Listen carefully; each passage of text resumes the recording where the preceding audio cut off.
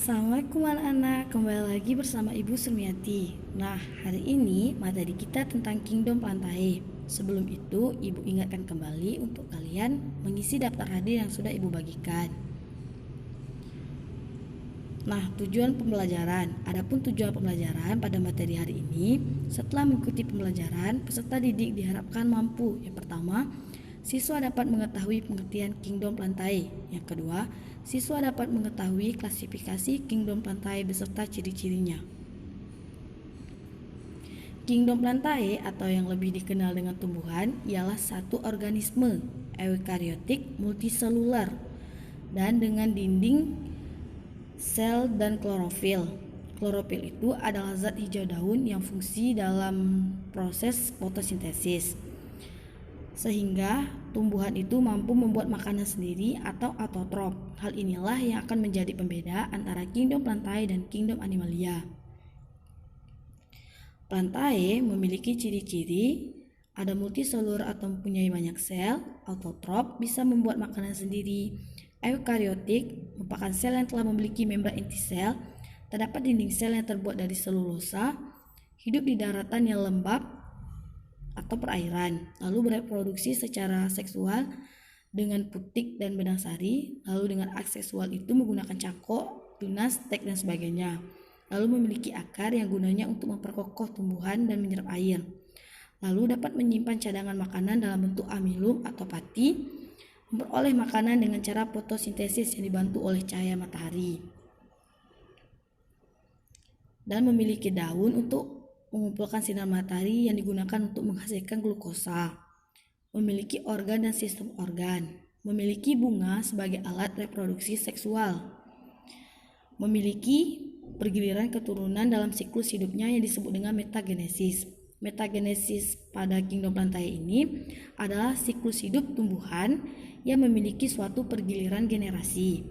Nah, siklus ini tersusun dari generasi gametofit yang merupakan individu multiselular, menghasilkan gamet haploid, serta generasi sporopit yang merupakan individu multiselular yang menghasilkan spora yang dihasilkan oleh sel penghasil spora atau sel sporogenik. Kingdom Plantae terbagi menjadi 3 divisi. Yang pertama ada Pteridophyta atau dikenal dengan tumbuhan paku, dan yang kedua ada Bryophyta yang dikenal dengan tumbuhan lumut, dan yang ketiga ada Spermatophyta atau tumbuhan berbiji. Nah, adapun ini skema dari pengelompokan tumbuhan. Yang dimulai dari kerajaan tumbuhan, ada Bryophyta atau tumbuhan lumut, itu ada contohnya lumut hati, lumut daun dan lumut tanduk. Lalu yang kedua ada Pteridophyta atau tumbuhan paku. Contohnya ada Psilophytinae atau paku purba, ada Lycopodinae paku kawat, dan yang ketiga ada Echosinae paku ekor kuda, dan Pilisinae paku sejati. Dan yang ketiga ada Spermatophyta atau tumbuhan berbiji. Contohnya itu Gymnospermae dan Angiospermae. Dan ini ada contoh gambar lumut daun, contoh paku tiang atau paku sejati, dan juga ada contoh dari pohon cemara. Pohon cemara itu contoh dari Gymnospermae. Tumbuhan lumut atau Bryophyta adalah tumbuhan yang memiliki spora serta berkembang biak dengan cara vegetatif dan generatif. Tumbuhan lumut ini memiliki klorofil dan berfotosintesis. Habitatnya itu berupa tempat yang lembab. Tumbuhan lumut ini merupakan kelompok tumbuhan yang tidak berpembuluh karena kelompok tumbuhan ini tidak dapat dibedakan antara akar, batang, dan daun.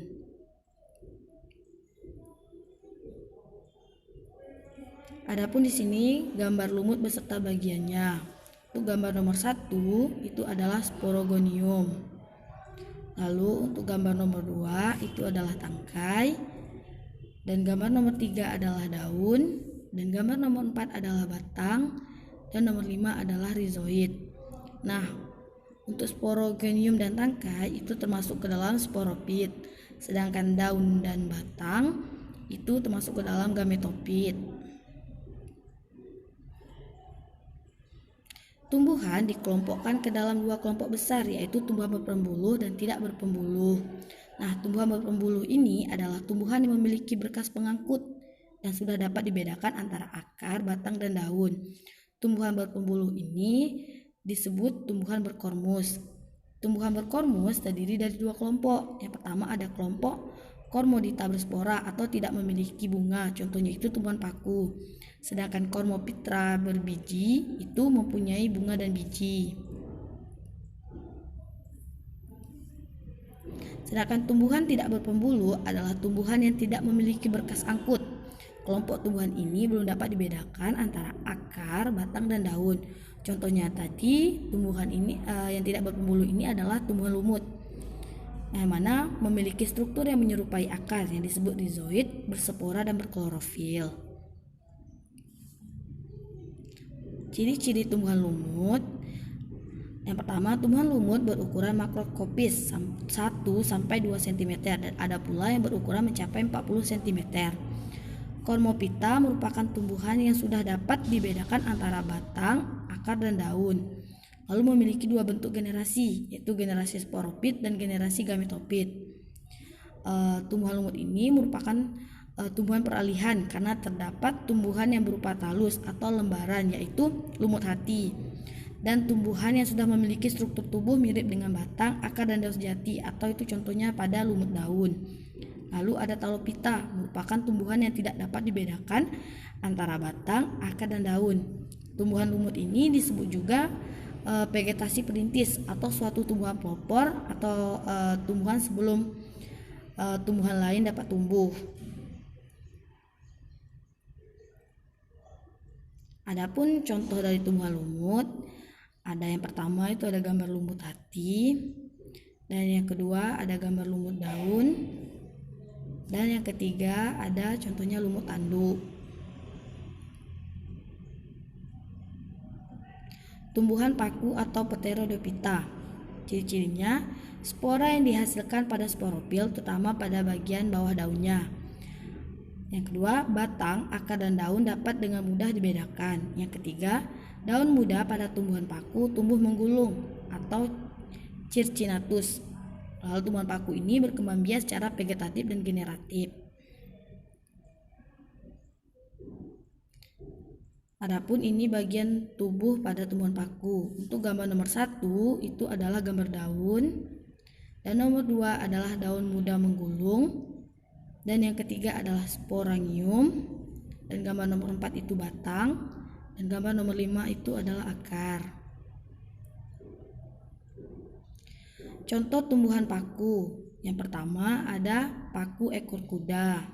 Yang kedua ada paku kawat.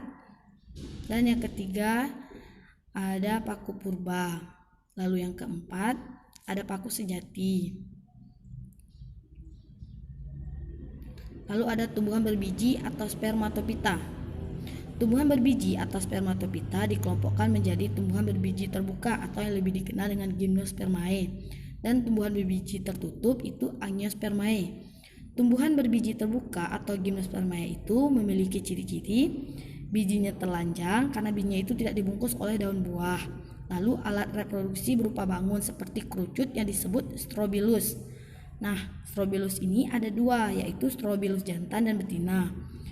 Lalu batangnya besar dan berkambium, berakar tunggang dan serabut, serta daunnya selalu hijau, sempit, tebal, dan kaku.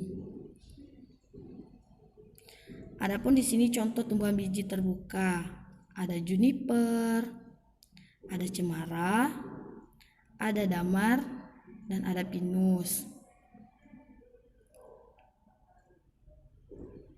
Tumbuhan berbiji tertutup atau angiospermae itu memiliki bakal biji atau bijinya terlindung oleh daun buah atau karpel. Daun buah dikelilingi oleh alat khusus itu membentuk struktur perkembangbiakan yang disebut bunga. Contohnya itu mangga, jambu, dan alpukat.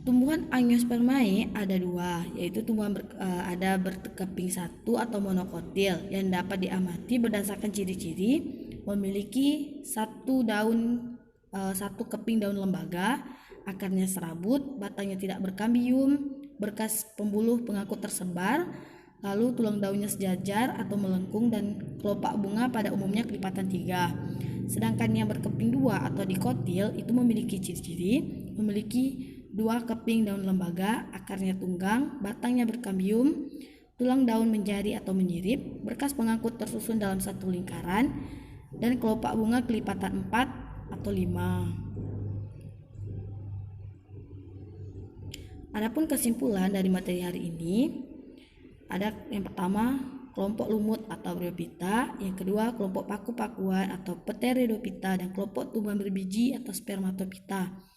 Yang dikelompokkan menjadi 2, ada tumbuhan berbiji tertutup dan berbiji terbuka. Berbiji tertutup dikenal dengan Gymnospermae, sedangkan yang terbuka itu Gymnospermae, dan yang tertutup itu Angiospermae.